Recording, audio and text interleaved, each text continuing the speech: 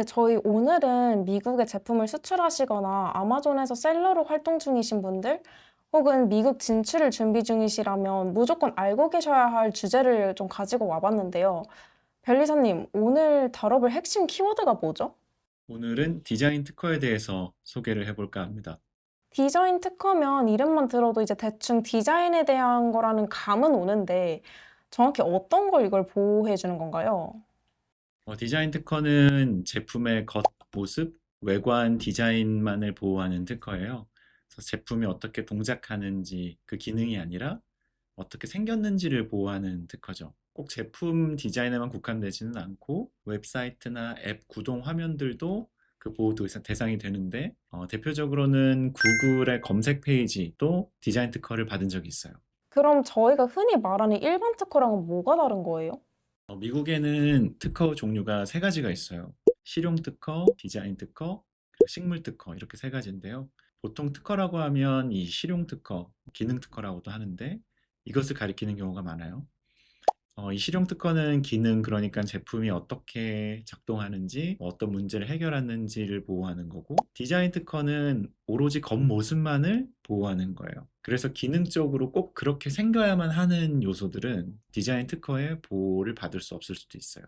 예를 들면 나사 모양이 특정 기능 때문에 그렇게 생겼으면 그 부분은 디자인 특허의 보호 대상이 안 될 수 있어요. 그럼 이렇게 겉모습을 보호해주는 디자인 특허, 이제 한 번만 등록해두면 평생 권리를 누릴 수 있는 거예요? 아니면 유효기간이 따로 있는 거예요? 디자인 특허는 유효기간이 15년이에요. 반면에 실용 특허는 그 기간이 20년이고요. 또 다른 점은 디자인 특허는 심사 기간이 실용 특허에 비해서는 좀 짧고, 그리고 15년 동안에 별도의 유지 비용이 들어가지 않아요. 근데 변리사님, 15년이 지나서 권리가 끝나면 그때부터는 이제 경쟁사들이 너도 나도 대놓고 똑같이 카피해서 팔아도 뭐 법적으로 아무 문제가 없는 건가요? 디자인 특허는 이제 연장이 되지가 않기 때문에 그 15년의 기간이 끝나면 엄밀히 말해서는 그 디자인 자체는 이제 공공의 것이 됩니다. 누구나 쓸 수 있는 것이 되는 거죠. 그렇다고 다른 사람 제품의 디자인을 함부로 막 카피하는 것은 굉장히 위험할 수 있는데, 그 이유는 그 디자인이 상표로도 보호를 받고 있을 수 있기 때문이에요. 우리가 이런 걸 트레이드 드레스라고도 하는데, 대표적인 예가 이 코카콜라 병 모양이 어떻게 생겼죠?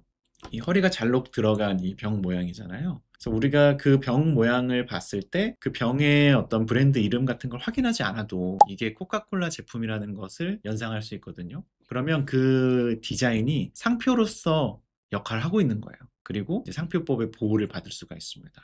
특허랑 다르게 상표는 이 시장에서 이 기능을 하고 있으면 계속 보호를 받을 수가 있어요. 그렇기 때문에 이 제3자의 디자인을 함부로 카피하는 것은 이제 상표법 침해로도 연결될 수 있어서 조심해야 돼요.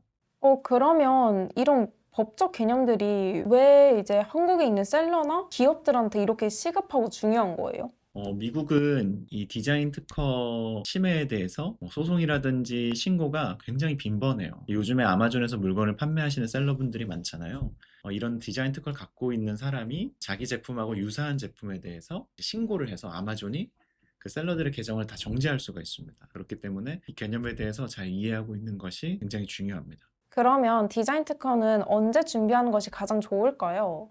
가장 좋은 시점은 이 제품 디자인이 공개되기 전에, 그러니까 뭐 판매를 하시거나 뭐 세일즈 활동을 하시거나 이렇게 뭐 전시회에 참여하시거나 그런 활동하시기 전에 출원하는 거, 특허청에 서류를 제출하시는 것이 가장 좋고 그걸 가장 권해드려요. 근데 어쩔 수 없이 공개가 되었다면 반드시 1년 안에 미국에 출원하셔야 됩니다. 그 1년이란 유예 기간이 주어지는데, 그 기간 안에 이제 발명자가 공개한 것들은 이제 나중에 거절 사유가 되더라도 이제 해소가 가능하거든요. 그렇기 때문에 가급적이면은 출원 시점은 공개 전에 하시되, 만약에 어쩔 수 없이 공개가 되었다면 1년 안에 하시는 것을 권해드리고, 근데 이 1년이라는 기간이 이제 미국에만 있는 기간일 수 있고 다른 나라들은 이제 다른 규정이 적용될 수 있어요. 그래서 가급적이면은 이제 공개 전에 출원하는 것이 좋다고 말씀드릴 수 있습니다.